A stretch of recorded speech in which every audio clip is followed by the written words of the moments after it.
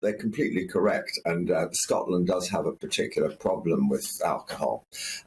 It's associated with social deprivation, nothing else to do. Drink beer, get it cheaply from supermarkets, drink heavily, go binge drinking. These are the factors that relate to 5 different types of cancer.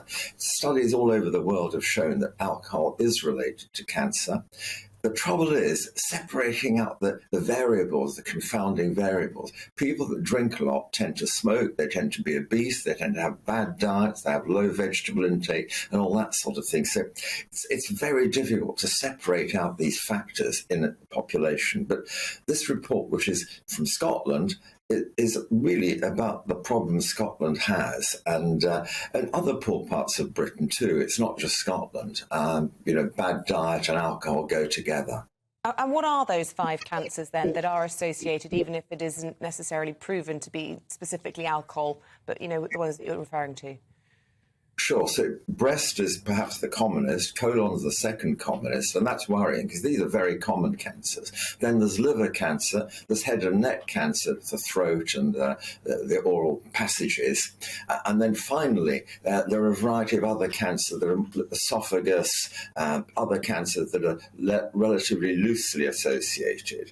And so it's really trying to find a balance. But the question everyone says is, what's the safe limit of alcohol? And the answer is we just don't know because there are so many other factors involved with alcohol in causing the cancer. The standard thing at the moment is 14 units. Well, I know I drink more than 14 units in a week. A unit is very little, in fact. So half a glass of wine is a unit, and a gin and tonic is 2.5 units. So you quickly round up in a week 14 units. It used to be 21 for men and 14 for women. Now we're equal, so it's 14 for both of us, and a lot of people drink more than that. But that's not really the level at which Scotland are talking about. They're talking about 50 to 100 units a week. OK, and are we equal? Breast cancer was the first cancer you listed in that. Can women drink as much alcohol and get away with it in the same way? Or do women need to be more aware of risks from cancer?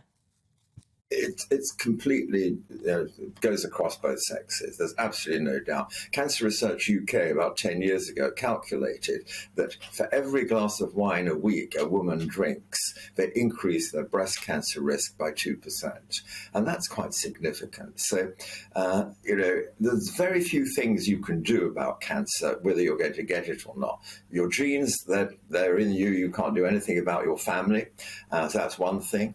But you can look at your diet, you can look at alcohol, you can look at smoking, exercise, and these sort of things. So alcohol is certainly in there. The difficulty is it's also vague. The other thing we don't know, if you stop drinking completely, what happens? Do you suddenly become risk-free from cancer? Clearly not. There's still a risk, but it may be reduced.